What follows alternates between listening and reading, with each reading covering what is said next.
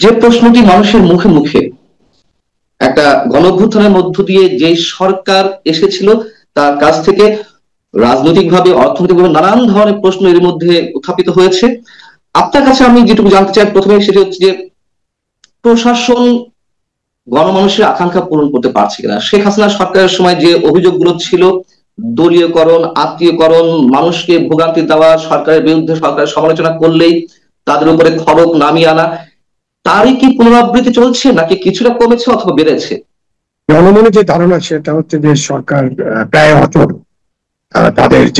তারা যে প্রত্যাশা ছিল, আপনি যেটা বললেন, তাদের রাজনৈতিক প্রত্যাশা, অর্থনৈতিক প্রত্যাশা, তাদের সামাজিক প্রত্যাশা এবং আইন শৃঙ্খলা পরিস্থিতির উন্নয়ন, সরকারের সেবা প্রতি যাতে তাদের কোনো বাধাবিঘ্ন না হয়, সরকার যাতে ঠিক মতো চলে এবং সরকারের কাছ থেকে তারা যেন সেবাগুলো ঠিক মতো পান, এইসব বিষয়ে জনমনের হতাশা আছে। তারা ঠিক মতো পাচ্ছেন না এবং জনগণ হয়তো আগের সরকারের সাথে তুলনা করে, আপনি যেভাবে বললেন, আগের সরকারের আত্মীয়করণ, দলীয়করণ, দুর্নীতি, অনেক অভিযোগ ছিল। সেই রকম দুর্নীতির বড় অভিযোগ এখন আমরা দেখি না। উপদেষ্টা পর্যায়ে কারো কারো নামে অভিযোগ আসছে, বাট আপনার সরকারি পর্যায়ে সরকারি কর্মকর্তাদের খুব আকণ্ঠ নিমজ্জিত দুর্নীতিতে বা দুর্নীতিতে জড়িয়ে পড়ছেন এমনটা হয়তো সংবাদ আসছে না। কিন্তু সরকারের চলা যেভাবে আকাঙ্ক্ষা ছিল, একটা গণঅভ্যুত্থানের মধ্যে দিয়ে সরকার যেভাবে চলবে, সেই চলাটা হয়তো হচ্ছে না, সেটা মানুষ মনে করে। অনেকে বলেন যে উপদেষ্টাদের বিরুদ্ধে এখনো বড় কোনো ধরনের দুর্নীতি অভিযোগ আসেনি এই কারণে যে বড় প্রকল্প নেওয়া হয়নি, মেগা প্রজেক্ট নেওয়া হয়নি হাতে এখনো পর্যন্ত, বিধায় এখনো বড় কোনো দুর্নীতি খবর আসেনি। আপনি কি এর সঙ্গে একমত? না, এই শেখ হাসিনার সময় তো আলোচনা হতো মেগা প্রজেক্ট মানে মেগা দুর্নীতি। মেগা প্রজেক্ট যখন আপনি একটা 30,000 কোটি টাকার প্রজেক্ট করবেন, তখন যদি দুর্নীতি হয়, ধরেন 10% যদি হয়, তাহলে একটা বড় দুর্নীতি। 20%, 30% যদি হয়। আর যখন আপনি 300 কোটি টাকার প্রজেক্ট করবেন বা 30 কোটি টাকার প্রজেক্ট করবেন, তখন যদি সেম দুর্নীতি হয়, তাহলে টাকার ভলিউম তো অনেক কমে যাবে। সুতরাং দুর্নীতি মুক্ত হয়ে গেছে দেশ, এটা দাবি করার কোনো সুযোগ নেই। ওটা দেশ এখনো দুর্নীতি মুক্ত হয়নি। দুর্নীতি মুক্ত হওয়ার জন্য অনেক বড় চ্যালেঞ্জ, এবং এটা করার জন্য আরো অনেক কিছু করার আছে। শুধুমাত্র সরকার চাইলে, জনগণ চাইলে, আমরা চাইলেই যে দুর্নীতি বন্ধ হয়ে যাবে, এটা আশা করা যায় না। দুর্নীতি বন্ধ করার জন্য অনেক কাজ করার আছে। যেমন গত রেজিমের সময় যখন তারা বলেছিলেন জিরো টলারেন্স, এবং এখন আপনি যে সমস্ত খবর প্রকাশিত হচ্ছে তার সত্যতা যাচাই করতে হবে অথবা তদন্তে প্রমাণ হতে হবে। বাট কিছু কিছু তথ্য তো সঠিক। সেই তথ্যগুলো যদি আপনি দেখেন, তখন মনে হবে যে জিরো টলারেন্সের নামে বড় দুর্নীতি হয়েছে। টলারেন্স তো দূরের কথা, দুর্নীতির জন্যই বোধহয় জিরো টলারেন্স ঘোষণা করা হয়েছিল। কিন্তু কাজের কাজ তো কিছুই হয়নি, আমরা দেখেছি। আমি একটু যেহেতু প্রশাসন নিয়ে দিয়েই শুরু করেছি, প্রশাসনের যে অস্থিরতা, তার একটু নতুন এক্সাম্পল আমাদের সামনে, এর মধ্যে রাজনৈতিক নানান ধরনের কম্পোনেন্ট জড়িত থাকতে পারে।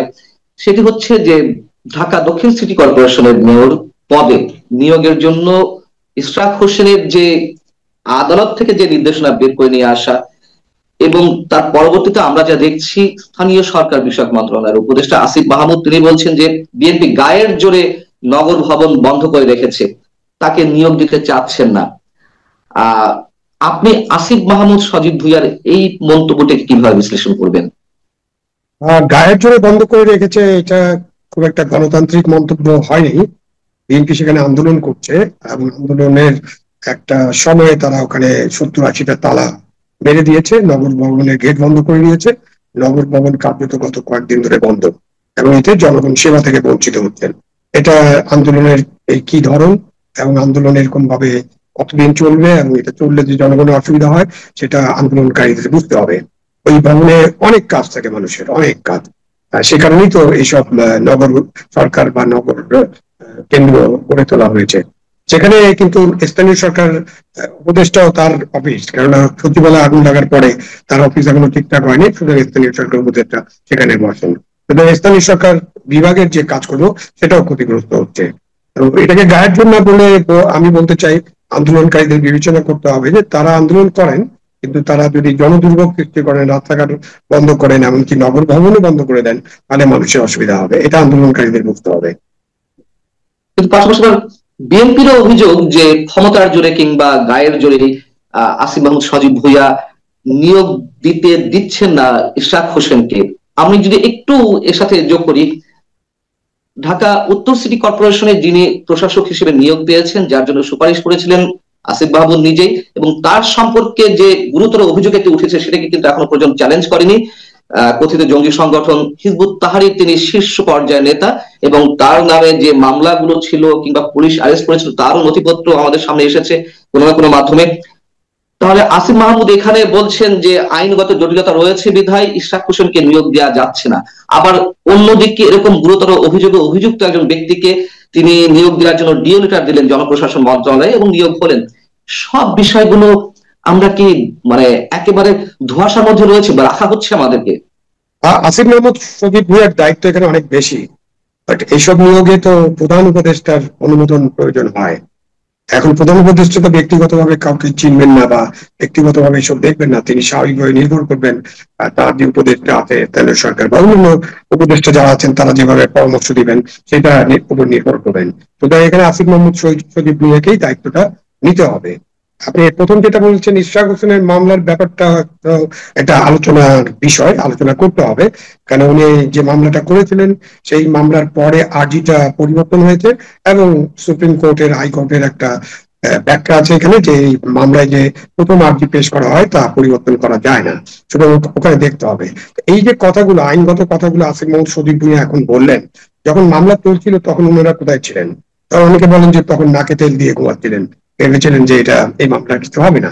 আবার একই রকম মামলায় কিন্তু চট্টগ্রামে একজন মেয়রকে বসিয়ে দেওয়া হয়েছে, সেই মামলাটা ভিন্ন ছিল। ওই মামলায় উনি প্রথম থেকে দাবি করছিলেন যে তাকে ভোটের কারচুপি করে হারানো হয়েছে।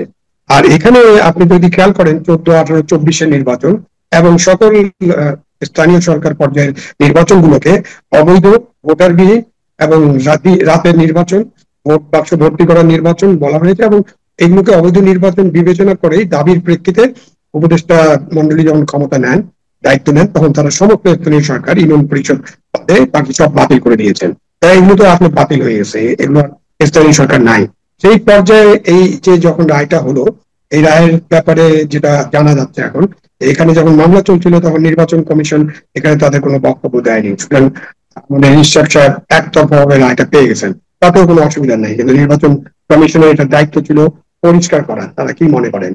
পরে যখন নির্বাচন কমিশনের কাছে এই রায়টা গেল, তখন নির্বাচন কমিশন আবার রেফার করলো আইন মন্ত্রণালয় যে তারা কি করবেন। তারা লিখিত ভাবে জানতে চেয়েছিলেন, লিখিত মন্তব্য পাননি। আর তারা বলেছেন, আইন উপদেষ্টা সাংবাদিকদের বলেছেন যে এটা নির্বাচন কমিশনের একক দায়িত্ব, তারা সার্বভৌম স্বাধীন, সুতরাং তারাই ব্যবস্থা নেবেন। পরে রাত 10:30, 11টার সময় নির্বাচন কমিশন একটা গেজেট করে দিয়েছে। এখানে যেটা টেকনিক্যালিটিস আছে, স্থানীয় সরকারের যারা মেয়র হবেন, বিশেষ করে সিটি কর্পোরেশন, সেই মেয়রদের একটা শপথ গ্রহণ করতে হয় এবং সেই শপথ গ্রহণের আয়োজন করে স্থানীয় সরকার বিভাগ, এবং সেই শপথটা গ্রহণ করান মানে শপথ বাক্য পাঠ করান দেশের যে চিফ এক্সিকিউটিভ, তিনি প্রধানমন্ত্রী হতে পারেন, প্রেসিডেন্ট অথবা এখন প্রধান উপদেষ্টা। সুতরাং একটা শপথের ব্যাপার আছে, শপথ না নেওয়া পর্যন্ত উনি মেয়র হবেন না। সেই ক্ষেত্রে এখন স্থানীয় সরকার বিভাগ মনে করতে যে তাকে শপথ পড়ানোটা কতটা নৈতিক হবে অথবা কতটা আইনগত হবে, এই কারণে তারা এটা ধরে রেখেছে। এই যে কাজটা, এই যে ধরে রাখা বা এই ব্যাপারে ব্যাখ্যা না দেওয়া, পরিষ্কার না করা, অথবা আদালতে এইটা এই যে মামলাটা ছিল সেই মামলাতে পক্ষভুক্ত না হওয়া, অথবা এটার ব্যাপারে অ্যাপিল না করা, এসব না করে এখন যেটা হচ্ছে সেটা তো ঠিক হচ্ছে না। আপনাকে হয় আদালতের রায় মেনে নিতে হবে অথবা আদালতের রায়ের বিরুদ্ধে আপনাকে আপিলে যাবেন। আপিলে গেলে হয়তো ইশরাক সাহেব মনে করবেন ঠিক আছে এটা তো আইনি প্রক্রিয়া আছে, তখন তার লোকেরা হয়তো আন্দোলন থেকে বিরত থাকবেন। এখন এই যে সিদ্ধান্তহীনতা বা সিদ্ধান্ত না নেওয়া, অথবা নিজের কারণে যেটা আপনি বললেন যে একজনকে তিনি রিকমেন্ড করেছেন, শোনা যায় আরেকজন উপদেষ্টা তাকে রিকমেন্ড করেছিলেন, সেই রিকমেন্ডেশনে আসিফ মাহমুদ সজীব ভুঁইয়া রিকমেন্ড করেছিলেন। এখন যখন জানা গেল যে তিনি একটি নিষিদ্ধ ঘোষিত দলের সদস্য ছিলেন, তাকে গ্রেপ্তার করা হয়েছিল, তিনি জেলে ছিলেন, তার মামলাগুলোর কি অবস্থা, এগুলো যখন জানা গেল তখন স্বাভাবিকভাবে প্রশাসক নিয়োগ তো সরকারের ব্যাপার, সরকার আজকে প্রশাসক নিয়োগ করতে পারে, আজকে সকালে নিয়োগ করে বিকালবেলা বাতিল করতে পারে। এরকম অনেক আদেশ বাতিল করেছে বর্তমান উপদেষ্টা পরিষদ, এমনকি উপদেষ্টা নিয়োগের বিষয়টা এরকম ভাবে দুই একজনের ক্ষেত্রে বাতিল হয়ে গেছে, এবং তারা এটা করতে পারেন, সেটাও তারা করছেন না। সব মিলিয়ে সরকার একটা অচলাবস্থা বলতে পারেন বা অনিশ্চয়তা বলতে পারেন, সিদ্ধান্তহীনতাও বলতে পারেন। কি হচ্ছে এটা নিয়ে জনমনে গুঞ্জন আছে, জনগণ মনে করে যে সরকারের প্রশাসন, সরকারের পুলিশ, সরকারের আইন শৃঙ্খলা দ্রব্যমূল্য নিয়ন্ত্রণ, এসব ক্ষেত্রে সরকারের প্রবল ব্যর্থতা। তার পাশাপাশি এখন যুক্ত হয়েছে চট্টগ্রাম বন্দর প্রাইভেট লোককে দিবেন কিনা, প্রাইভেট কোনো পার্টি বা প্রাইভেট কোনো ম্যানেজমেন্টে দিবেন কিনা, সাথে যুক্ত হয়েছে মানবিক করিডোর। করিডোরের নাম কেউ কেউ বলে এটা নাকি প্যাসেজ। আমি একটু ফিরে আসি স্থানীয় সরকার পর্যায়ে। তাহলে একদিকে একজন গুরুতর অভিযুক্ত ব্যক্তিকে ডিও লেটার দিয়ে প্রশাসক নিয়োগ দিয়ে দেওয়া হচ্ছে রাতারাতি, আবার আর একজনকে যত বিতর্কিত অবস্থার মধ্য দিয়েই আদালতের রায়ের মাধ্যমে মেয়র পদে বসার একটা নির্দেশনা আনুক না কেন, তাকে আবার আটকে দেওয়া হচ্ছে। মানে এখানেও খেয়াল খুশি মতো, মানে আমরা বিগত সরকারগুলোতে যা দেখেছি তাই, মানে আইনের কোনো তোয়াক্কা কোথাও কোনো পালন করা হচ্ছে না। বিষয়টা কি তাই? না, আপনি বলতে পারেন যে একদিকে একরকমের সিদ্ধান্ত, আরেকদিকে অন্যরকম সিদ্ধান্ত, মানে ডুয়াল সিদ্ধান্ত হচ্ছে। এটা দ্বৈত, আইনের প্রয়োগটা ঠিক মতো হচ্ছে না। আইন যদি যৌক্তিকভাবে প্রয়োগ করতে হয় তাহলে আপনাকে যৌক্তিকভাবে প্রয়োগ করতে হবে এবং পরিষ্কার করতে হবে। প্রশাসক সরকার যে কাউকে নিয়োগ করতে পারে, কিন্তু যেহেতু তার ব্যাপারে এখন জানা গেল অনেক তথ্য, সুতরাং তার ব্যাপারে সিদ্ধান্ত নিতে পারেন। প্রশাসক যে কোনো নাগরিক নিয়োগ করতে পারেন। আইন শৃঙ্খলা রক্ষাকারী বাহিনীর কোনো ছাড়পত্র নেওয়া হয়নি ঢাকা উত্তর সিটি কর্পোরেশনের প্রশাসক? আমার মনে হয় যে এই সব ক্ষেত্রে আইন শৃঙ্খলা বাহিনীর ছাড়পত্র নেওয়ার কোনো প্রয়োজন আছে। মানে এই ধরনের ছাড়পত্র নেওয়ার একটা যে সিস্টেম চালু হয়েছিল অতীতে, অনেকদিন ধরে যে চালু আছে, এই ছাড়পত্র নেওয়ার বিষয়টাও কিন্তু খুবই জটিল। এখন রাজনীতিবিদরা তো মাঝে মাঝে জেলে যাবেন না, এই রাজনীতি করবেন। আমাদের দেশে তো আর রাজনীতি এখন নাই। আপনি তাকে টিকটক আইনে জেলে পাঠান, আপনি জানেন আমাদের এই কি সন্ত্রাস দমন আইন, জঙ্গি আইন, সাইবার সিকিউরিটি অ্যাক্ট, নানান কি গাড়ি পোড়াও, ডাম্প ট্রাকে আগুন লাগাই দিয়েছে, মানুষ হত্যা, এইসবই তো আপনার মামলা। রাজনীতিবিদদের করছেন। মোহাম্মদ এজাজ তো কোনো রাজনৈতিক দলের সঙ্গে যুক্ত ছিলেন না, তিনি একটা বেসরকারি সংস্থার সঙ্গে জড়িত শীর্ষ পদে আছেন। পাশাপাশি তার বিরুদ্ধে অভিযোগ হিজবুত তাহরীরের সঙ্গে সম্পৃক্ততা। হ্যাঁ, তারা মনে করেন হিজবুত তাহরীর, মানে আমি হিজবুত তাহরীর তো নিষিদ্ধ একটা দল, কিন্তু হিজবুত তাহরীর একটা দল, সেই দল বা গোষ্ঠী, তারা মনে করেন তারাও একটা রাজনৈতিক শক্তি আর কি। এবং আপনি হিজবুত তাহরীর যেহেতু নিষিদ্ধ, নিষিদ্ধ একটা দলের সদস্য যদি আপনি জানেন, জেনে শুধু যদি এটা করে থাকে, তাহলে এটা খুবই অন্যায় করেছে, নৈতিক অপরাধ করেছে। আর যদি না জেনে করে থাকে, এখন এটা কারেকশন করা তাদের দায়িত্ব এবং সেটা তাদেরকে করতে হবে। এক যাত্রায় দুই ফল হতে পারবে না।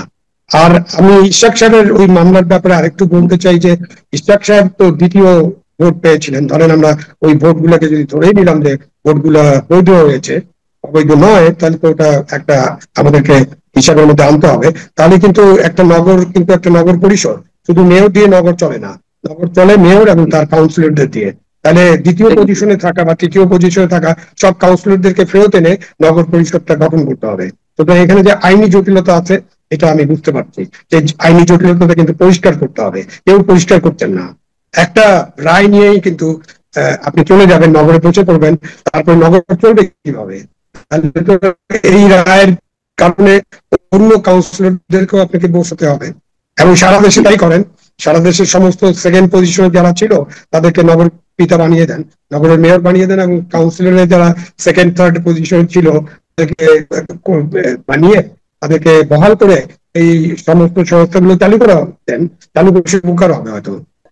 ইশরাক হোসেন তো মামলা করেছিলেন তৎকালীন নির্বাচনটি বাতিলের জন্য, পরবর্তীতে আবার সেই নির্বাচনের মধ্য দিয়ে আবার সেই নির্বাচনকে উপলক্ষ করে তিনি আবার মেয়র পদে তার বৈধতা ফিরিয়ে নিয়ে আসলেন। মানে সবকিছু এখন কি যা ইচ্ছে তাই হচ্ছে। এবং আপনি যেটা বলছিলেন যে এই মামলার আপিল করার সময় সরকার নাকে তেল দিয়ে ঘুমাচ্ছিল, কিন্তু আমরা যেটুকু শুনতে পাই, কথা আছে এরকম রাজনৈতিক অঙ্গনে, হয়তো বিএনপির সাথে সরকার একটা ভাগাভাগি যেতে চেয়েছিল। ঠিক আছে, তোমরা এই সিটি কর্পোরেশনের পদটি নাও, বা আমাদেরকে তোমরা এই সুবিধা দাও, এমন কোন কথার ভিত্তি আছে আপনার মনে হয়? না, এরকম অনেক কিছু ঘটতে পারে পর্দার আড়ালে, এরকম কথা বাজারে আছে, বাট আমি নিশ্চিত না। থাকতে পারে পর্দার আড়ালে, অনেক কিছু ঘটতে পারে। ষড়যন্ত্র তত্ত্ব তো খুবই সচল এবং অনেক মানুষ ষড়যন্ত্রে বিশ্বাস করে, গুজবও বিশ্বাস করি আমরা, এবং এরকম থাকতে পারে, এরকম শুনেছি। কিন্তু মানে আপনি যেটা বললেন যে মামলা করলাম নির্বাচন বাতিলের জন্য, তারপরে চট্টগ্রামের ঘটনাটা দেখে তখন মনে হলো না, আর যেটা পরিবর্তন করা যায় সেটাও ইশাক সাহেবকেও কিন্তু তার আইনজীবীদেরকে এটা পরিষ্কার করতে হবে। এবং এখানে সুপ্রিম কোর্টের যে একটা ভার্ডিক্ট আছে, সেটার ব্যাপারে তাদের বক্তব্য কিন্তু এখনো তারা দেন নেই। সুতরাং এটা আজকে ওই যে দুই পক্ষ কি চাপ বা পেশি শক্তি, অথবা কি মানুষকে সেবা থেকে বঞ্চিত করে দাবি আদায় এরকম করতে যাচ্ছেন কিনা সেটা একটু দেখতে হবে, এবং সেটা তো হওয়া উচিত না। 5ই আগস্টের পরে যে নতুন করে যে সবকিছু গড়ে তোলার কথা, যে গণতান্ত্রিক সমাজ গড়ে তোলার কথা, বা গণতান্ত্রিক যে সবকিছু চলবে একটা আইনের মধ্য দিয়ে, আইনের শাসন, সেই বিষয় তো আমরা খুবই মানুষকে হতাশ হয়ে যেতে দেখছি।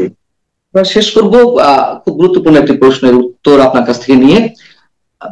সরকারি চাকরি আইন 2018 সংশোধনের উদ্যোগ নেওয়া হয়েছে, এবং সেই উদ্যোগের মাধ্যমে দাপ্তরিক কাজে বিঘ্ন সৃষ্টিকারী কর্মচারীদেরকে তদন্ত ছাড়াই 8 দিনের মধ্যে চাকরি থেকে অব্যাহত করার একটা প্রভিশন রাখা হতে যাচ্ছে, এমনকি আলোচনায় এসেছে। এটা কি সূক্ষ্ম কোনো পরিকল্পনা থেকে সরকারের বিশেষ উদ্দেশ্য বাস্তবায়নের জন্য, নাকি আপনি মনে করছেন যে বর্তমান বাস্তবতায় ঠিক আছে? বর্তমান বলেন অতীত বলেন, কোন সময় এটা ঠিক ছিল না এবং ঠিক নাই। এই আইনটা তো 1979 সালে একবার ট্রাই করা হয়েছিল, তখন সামরিক শাসন ছিল, এবং ব্যাংক সেক্টরে খুবই একটা অরাজকতা হয়েছিল, তখন এই আইনটা প্রয়োগ করা হয়েছিল। পরবর্তীতে এই আইনটা কালা কানুন হিসেবে ট্রিট হয়, জঙ্গলি আইন হিসেবে ট্রিট হয়, এবং এটার প্রয়োগ হয়নি, এটা বাতিল করে দেওয়া হয়েছে। এখন নতুন করে এই আইন করা, এটা একটা কালা কানুন, কোনো সন্দেহ নাই। আপনি এরকম আপনার বাড়ির যে গৃহকর্মী আছে, আপনার গৃহে যে সাহায্য করেন, তাকেও আপনি এরকম 8 দিনের মধ্যে বের করে দিতে পারবেন না। বের করে দিতে হলে একটা পদ্ধতি লাগবে, আমাদের পদ্ধতি আছে, পদ্ধতি অনুযায়ী যাওয়াতে শ্রেয় হবে। এই ধরনের আইন কালা কানুন, এবং এটা এক ধরনের শঙ্কা সৃষ্টি করবে। এবং অতীতে যে সরকার যে দলীয়করণ করেছিল, অথবা চাপের মুখে অনেকে কাজ করতে বাধ্য হয়েছিলেন, এখন দেখা যাবে যে 100% সরকারি কর্মচারী যে কোনো আদেশ, অন্যায় আদেশ পালন করার চেষ্টা করবেন, কারণ না হলে তো তার চাকরি চলে যাবে। এবং এইসব আইনের অপব্যাখ্যা, অপব্যবহারের প্রভূত সুযোগ আছে, 100% সুযোগ আছে। আমি মনে করি এটা একটা কালা কানুন, এবং এটা একটা জঙ্গি আইন হবে। এই আইন করা সংবিধান বিরোধী এবং মানবিক মর্যাদার বিরোধী। তাহলে আহ স্বৈরাচারিতা, একনায়কতন্ত্র, ফ্যাসিবাদিতা, এগুলো কি আমরা কিভাবে ডিফাইন করব, কিভাবে আমরা বর্তমান সরকারকে এর সাথে আলাদা করব? আপনি যখন গণতন্ত্রে বিশ্বাস করবেন, সব দিকে গণতান্ত্রিক পদ্ধতি হবে। আপনি যে যার বিরুদ্ধে ব্যবস্থা নেবেন তাকে কারণ দর্শাবেন, কারণ দর্শানোর সুযোগ দিবেন, এবং একটা পদ্ধতির মধ্য দিয়ে আপনি সামনে এগিয়ে যাবেন, এবং তার আপিল করার সুযোগ থাকবে। সেটাই হলো পদ্ধতি। এখন আপনি স্বৈরাচারী যত আইন করবেন, তার মানে আপনি স্বৈরাচারী পদ্ধতি বেছে নিচ্ছেন। এখন পর্যন্ত এই সরকার তো স্বৈরাচারের কোনো আইন বাতিলই করেনি। স্পেশাল পাওয়ার অ্যাক্ট, যেটা নিয়ে 1974 সালের, যে আইন নিয়ে এতদিন 50 বছর ধরে অনেক দাবি দেওয়া, কথাবার্তা এবং অনেক অভিযোগ শুনলাম। এখন একটা সরকার, অন্তর্বর্তীকালীন সরকার, উনি তো এই আইন বাতিল করেননি, বরঞ্চ ওনারা এই আইনটা ব্যবহার করছেন। সাইবার সিকিউরিটি অ্যাক্ট, অন্যান্য যে জঙ্গলি আইন আছে, সবই তারা ব্যবহার করছেন। তো তারা তো কোনো বাতিল করছেন না, উল্টা যদি আরো জঙ্গলি আইন, আরো আইন করেন যেটা সংবিধানের সাথে সামঞ্জস্যপূর্ণ না, অধিকারের সাথে সামঞ্জস্যপূর্ণ না, গণতন্ত্রের সাথে সামঞ্জস্যপূর্ণ না, তাহলে সরকারকে তো ওই ফেসিবাদের যে নিন্দা, সেই নিন্দার ভাগিদার হতে হবে। সরকারকে বলবে মানুষ যে তারাও তো জঙ্গলি সরকার, ফ্যাসিবাদী সরকার, এটা পরবর্তীতে বলবে। এখন হয়তো বলছে না, মবের ভয়ে। এখন তো মবের মূল্য চলছে, মবের মূল্যের মধ্যে অনেকে অনেক কথা বলছেন না, কিন্তু ভবিষ্যতে হয়তো এসব নিয়ে অনেক কথাবার্তা হবে। আমি চাই না আমাদের নোবেল লরেট ডক্টর ইউনূস, সারা বিশ্বে উনি একজন জনপ্রিয় ব্যক্তিত্ব, এবং ওনাকে অনেকেই পছন্দ করেন, আমিও খুব পছন্দ করি। আমি চাই না ডাক্তার ইউনূস এমন কোন কাজের ভাগিদার হন যেটার জন্য তাকে নিন্দা করতে হবে, অথবা তাকে অন্যান্য নোবেল, কয়েকজন নোবেল লরেটের ভাগ্যে যা ঘটেছে সেরকম নেতিবাচক কোনো ভাগ্য তাকে বরণ করতে হবে। আপনার কথার মধ্যে দিয়ে যে একটি শব্দ বেরোচ্ছে, কোনো ধরনের কারণ দর্শানো, নোটিশ ছাড়াই বা তার জবাব ছাড়াই কাউকে বরখাস্ত করা সাময়িক কিংবা পূর্ণাঙ্গ কোনোভাবেই ঠিক নয়। আমরা দেখলাম যে এর মধ্যে মৎস্য প্রাণী সম্পদ মন্ত্রণালয়ের কয়েকজন কর্মকর্তা ফেসবুকে কমেন্ট করার জন্য তাদেরকে কারণ দর্শন নোটিশ দেওয়া হয়েছে, এবং সাথে সাথে সাময়িক বরখাস্ত করা হয়েছে। আপনার কোনো মন্তব্য? আমরা শেষ পদ্ধতির মধ্যে আছে, পদ্ধতির মধ্যে আছে। আপনি তাকে যখন সাময়িক বরখাস্ত করে কারণ দর্শন নোটিশ দিয়ে সাময়িক বরখাস্ত করতে পারেন, যাতে সে তার যে, এটা বলা হয় যে সে যাতে তার সাক্ষ্য প্রমাণে বাধা সৃষ্টি করতে না পারে। আর আমি দেখেছি ওই নোটিশটা, একজন কর্মচারী, তার এমন কোনো ক্ষমতা নেই যে সে সাক্ষ্য প্রমাণ বিলাপ করে দিবে, একেবারে লোপাট করে দিবে। সুতরাং এই ক্ষেত্রেও আমরা মানে যে ক্ষমতা আছে সেই ক্ষমতার অপব্যবহার করতে দেখছি, এটা না করলেও চলতো। এবং আপনি তো বলছেন যে আপনার সমালোচনা করতে পারবে, বাট একজন সরকারি কর্মচারী কোন রাজনৈতিক বক্তব্য দেবেন না, এটা আমাদের কন্ডাক্ট রুলসে আছে। এখন রাজনৈতিক বক্তব্য হয়েছে কিনা এটা তো তার শোকজের জবাব থেকে এবং কর্তৃপক্ষ বিবেচনা করে ঠিক করবেন। এটা আমি মনে হয় পদ্ধতির মধ্যেই আছে এখনো। অনেক অনেক ধন্যবাদ আবু আলম শহীদ খান আপনাকে। দর্শক, শেষ করছি এই ছিল আমাদের আজকে আলোচনা। আবু আলম শহীদ খানরা হয়তো বলেই যাচ্ছেন, কিন্তু কোন সরকারি মানে সময় পরম্পরায় যে সরকারগুলো আসছে তারা কখনো কোনো কিছু কর্ণপাত করার চেষ্টা করেন না, কিন্তু আমরা দেখছি তো যে ইতিহাসের পরিণতি গুলো কি হয়। ভালো থাকুন সবাই, আল্লাহ হাফেজ।